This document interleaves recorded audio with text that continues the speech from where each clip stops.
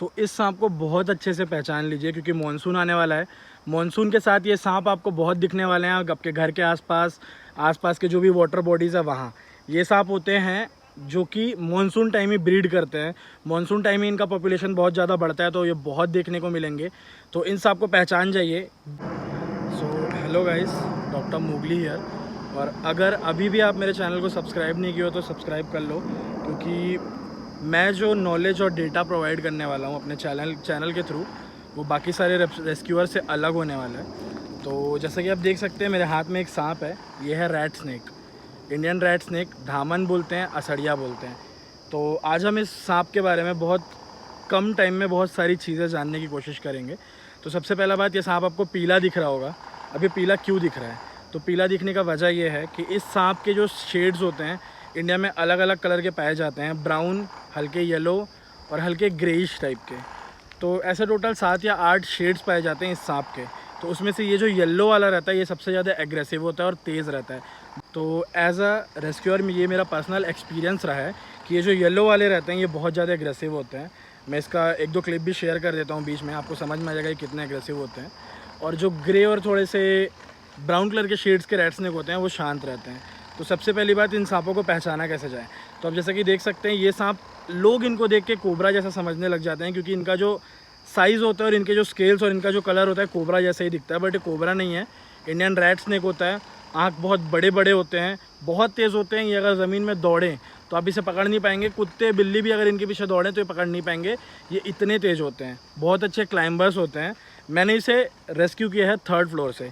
जो डक्ट होता है, ये डक्ट के थ्रू ऊपर जाके वॉशरूम में बैठा हुआ था। मतलब ये बहुत अच्छे क्लाइंबर्स होते हैं, चूहे की तलाश में चले जाते हैं। अब मैं इस वीडियो के थ्रू आप सभी को ये मैसेज प्रोवाइड करना चाहता हूँ कि अगर आप सांपों को मारना चालू करेंगे, बेसिकली नॉन वेनमस स्नेक्स को, क्योंकि जो नॉन वेनमस स्नेक्स है यही इंसानी आवाज़ के आसपास आते हैं, मतलब ह्यूमन लोकेलिटी के आसपास। क्योंकि जो जहरीले होते हैं सांप, वो क्या होता है, वाइल्ड एनवायरनमेंट में भी अपना शिकार ढूंढ लेते हैं। बट ये होता है इनको बहुत कॉम्पिटिटिव एलिमिनेशन का सामना करना पड़ता है नॉन वेनमस स्नेक को। तो इसीलिए इंसानी आवाज़ के आसपास आ जाते हैं, वहाँ पर इन्हें आसानी से खाना मिल जाता है। तो अगर हम इन सांपों को मारना चालू करेंगे तो क्या होगा?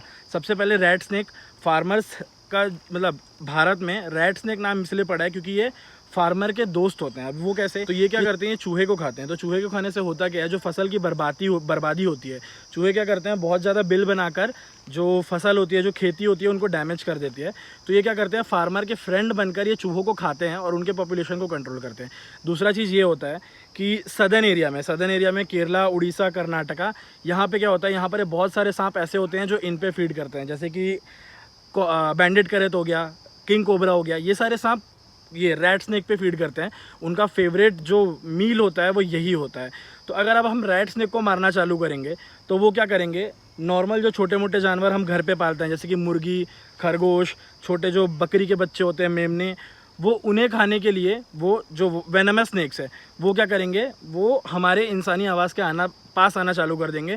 तो उस वजह से हमारा जो मुठभेड़ है वो वेनमस स्नेक से ज़्यादा बढ़ जाएगा। इसीलिए नॉन वेनमस स्नेक्स का आपके लोकेलिटी के आसपास रहना बहुत ही ज़्यादा लाभदार है और ज़रूरी है।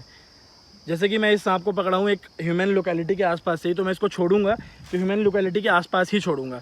मेरा ये मैसेज रेस्क्यूअर से भी है ब्रदर कि देखो, जब आप सांप रेस्क्यू करते हो तो रेस्क्यू करने के बाद ये नहीं कि भाई उसको तुम ले जाके 10 किलोमीटर दूर जंगल में छोड़ दे रहे हो। उससे होना कुछ नहीं है, ये सांप मर जाएंगे। ये मर इसलिए जाएंगे क्योंकि ये जब से बड़े हुए हैं, मतलब इनका जो लाइफ था, ये ऐसे जगह में बड़े हुए हैं जहाँ इन्हें खाना बहुत आसानी से मिल जाता है। अब ये ऐसे जगह में जाके रहना चालू करेंगे जहाँ इन्हें खाना मिलना नहीं है, तो इनका जो है एलिमिनेशन हो जाएगा और ये उस जगह पे सर्वाइव नहीं कर पाएंगे। तो तुम्हारा इस सांप को रेस्क्यू करने का कोई मतलब नहीं होगा। तो मेरा रेस्क्यूअर से भी ये एक मैसेज है, एक रिक्वेस्ट है कि भाई जब भी तुम सांप पकड़ो और अगर वो नॉन वेनमस है तो प्लीज़ ह्यूमन लोकेलिटी के आसपास ही छोड़ो ताकि वो आगे सर्वाइव कर सके। इंसानों को ये जानना बहुत ज़रूरी है कि इन सांपों का हमारे एनवायरनमेंट में बहुत इंपॉर्टेंस है इनके। तो अब मैं बात करता हूँ इन सांपों के बारे में जो अफवाह फैली हुई है। छत्तीसगढ़, उड़ीसा, मतलब जो मिड इंडिया है और जो सदर्न इंडिया है, वहाँ पर इन सांपों के बारे में बहुत सारी अफवाह फैली होती है। सभी सांपों के बारे में अफवाह फैल जाती है। बात ये होता है, अफवाह फैलाने के पीछे हमारे पूर्वजों का एक सिद्धांत होता है कि भाई इन सांपों के बारे में अफवाह फैला दो ताकि कोई भी इंसान इन सांप के पास ना जाए और उनके साथ इनका इनकाउंटर ना होए। तो अब मिथ ये है कि इन सांप को असड़िया बोलते हैं, असड़िया। जैसे कि हिंदी माह होता है, आषाढ़ एक महीना है, ये माना जाता है कि इस सांप में बहुत जहर आ जाता है आषाढ़ में। तो भाई देखो ऐसा है, जो सांप पैदाइशी नॉन वेनमस होते हैं, मतलब जिसमें विष के दांत नहीं होते, वो कभी विषैले नहीं बन सकते, मतलब वो वेनमस कभी नहीं बन सकते भाई। उनके पास ऐसे दांत नहीं है कि भाई वो देखे कि हाँ भाई चलो आषाढ़ आ रहा है। इनको थोड़ी पता है कि भाई कौन सा महीना लग रहा है या फिर क्या। इनको क्लाइमेट्स पता रहते हैं, हाँ भाई गर्मी हुआ है, हाँ भाई ठंडी हुआ है, ठंडी में ये हाइबरनेट कर जाते हैं। बरसात हुआ है जो कि मीटिंग पीरियड है, उस टाइम पे ये बहुत ज़्यादा दिखते हैं। तो इनको बस एनवायरनमेंट में जो सीजन्स होते हैं उनका आइडिया होता है, इनको मंथ का कोई आइडिया नहीं होता है। तो जो अनपढ़ लोग ये बात फैलाते हैं ना भाई कि भाई आषाढ़ में जहर आता है, भाई इसको पता ही नहीं है आषाढ़ कौन सा महीना है, आषाढ़ कब लगने वाला है। तो ये जो बात है ये अफवाह है, इसको ना फैलाएं और ना ही इस पर यकीन करें। नॉन वेनमस सांप है, एग्रेसिव बहुत होता है, बट एक बार इसको अगर पता चल जाए आप इसको कुछ नहीं करेंगे। जैसे इस सांप को मैं पकड़ा तो भाई ये कूद कूद के मेरे को काट रहा था, बट अभी बहुत शांत हो चुका है, इसको पता है मैं इसको हार्म नहीं कर रहा हूँ। दूसरा चीज़ ये, इस सांप के बारे में ये अफवाह है कि भाई इसके पूँछ में ऐसा मैकेनिज़्म होता है कि अगर ये अपने पूँछ से मार जाए तो हड्डी टूट जाती है। तो भाई देखो यार, बहुत सॉफ्ट सा सांप है, इसको छू के आप ऐसे देखोगे तो आपको लगेगा भाई इसके में मतलब हड्डी भी है कि नहीं, यानी इसके स्केलेटन इतना ज़्यादा लचीला है, इसका जो स्पाइन बोन होता है ये बहुत फ्लेक्सिबल होता है। तो लोग जो बोलते हैं ना कि भाई ये पूँछ मारे तो हाथ पैर टूट जाए, भाई ऐसा कुछ नहीं होता, किसी सांप के मारने से हाथ पैर नहीं टूटता। जो हड्डी टूटने वाली बात है वो होता है वो अजगर जो होते हैं पाइथन, ये क्या करते हैं, कंस्ट्रिक्ट करके हड्डी तोड़ सकते हैं बहुत, अगर बड़े अजगर हो, बहुत पावरफुल अजगर हो तो। बट ये सांप यार बहुत छोटे होते हैं, ये आपसे खुद डरते हैं, आपको देख के खुद भाग जाएंगे यार। तो इनसे डरने वाली बात नहीं है, इनसे दूरी बनाए रखो, इनको मारो मत, इनको बस जीने दो इकोसिस्टम में, इनके साथ जियो, आपको कुछ नहीं करेंगे। आपके गार्डन में, आपके बैकयार्ड में अगर ये सांप आते भी हैं तो इन्हें बस जाने दीजिए।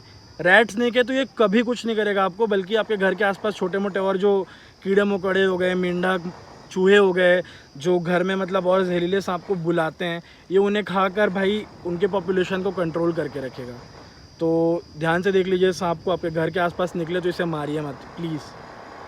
पॉज करिए।